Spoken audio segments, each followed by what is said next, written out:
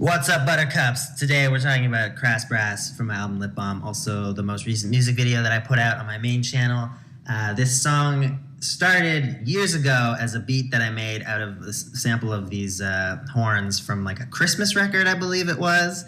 And I thought I made it sound pretty cool, and I really like the drum beat because the record scratches are like built into the loop, which I feel like it's not something that happens very often, and it sounds cool. So I just nicknamed this beat Crass Brass because it had brass in it, and it was sitting around for years. And then I finally started writing words to it a few months before putting the Lip Balm album together. And I started writing the lyrics just based on that nickname, Crass Brass, and I felt like it would be cool to keep this rhyme sound throughout the whole first verse, and just like for as long as possible. And I wasn't able to actually do it through the whole song, so it became just through the first verse, and then I switch it to an E sound later, and then an A and an O at the end. But yeah, so I started it. I bring this crass brass and just blast masses, scratch, wax, attack, smash, glass. It goes on with that same type of like scheme as much as possible. And I'll just go through and explain some of the lyrics that are maybe a bit more cryptic, because the whole thing is just a lot of fun and a lot of wordplay and just, you know, your standard brag rap. But I will explain a few things that are maybe less easy to interpret. So if you need a little needle in the stack is obviously referring to a turntable needle in a stack of records, which is nice and fitting because this is a song with a vinyl sample and with record scratching in it. Blue Label refers to my favorite drink, Johnny Walker Blue. And so this part is a little bit of personal history. Flashbacks of brash splashes with rat packs. Grash stashes turned mash stash.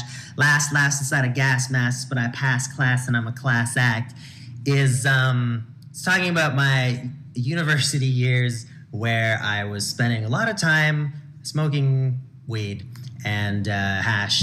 So yeah, it's just about like hanging out with friends and getting high and kind of like being irresponsible and just wasting a lot of time, and eventually realizing that was unhealthy, not just physically, but you know, emotionally, spiritually. Like it affected every part of my life. So that's not something that I do anymore, but it is something that definitely had an impact on a lot of things in my life. So you probably will notice that I refer to that in a lot of my songs. And then at the end it says, but I passed class, just saying like, but I still, like, I made it through. I didn't flunk out of school or anything. And I'm here where I am today, feeling good, in a good place. I paint with words, Basquiat. Basquiat, if you aren't familiar, is a very original artist. He was based in New York, and he painted these big canvases that were, I mean, there was a lot going on with them, but he would use words a lot. He would just paint a word right into the middle of his work, and it might be something that someone said while he was working, or something that he just heard while he was like on the TV while he was working. So I've always felt like that was such an interesting approach with his art, and I just like the wordplay of he's painting with words, literally, and I'm using words to create an image. So that's that line.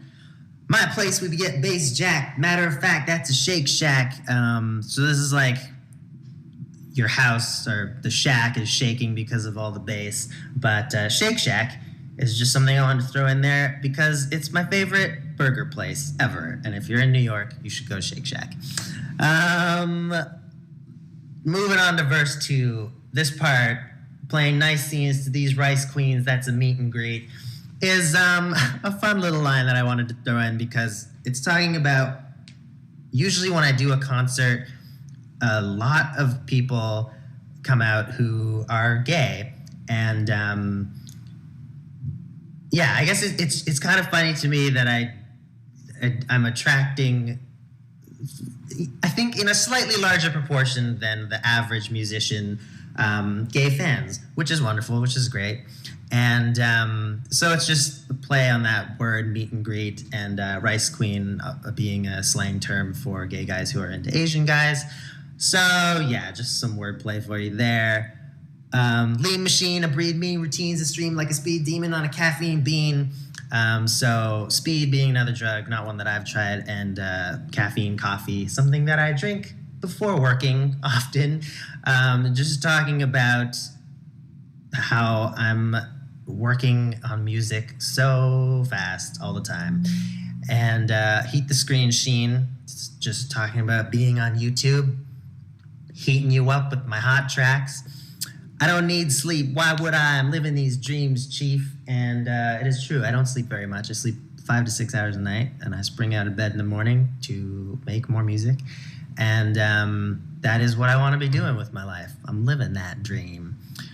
Bang shows with no bango. Again, talking about playing concerts, and bango is a type of weed, and I don't smoke weed anymore. So, bang shows with no bango. Produced with an ear like Van Gogh is a line about, you know, how Van Gogh famously cut off his ear. Also, I'm just noticing that there are 2 artist references in this, which was not intentional, but that's cool.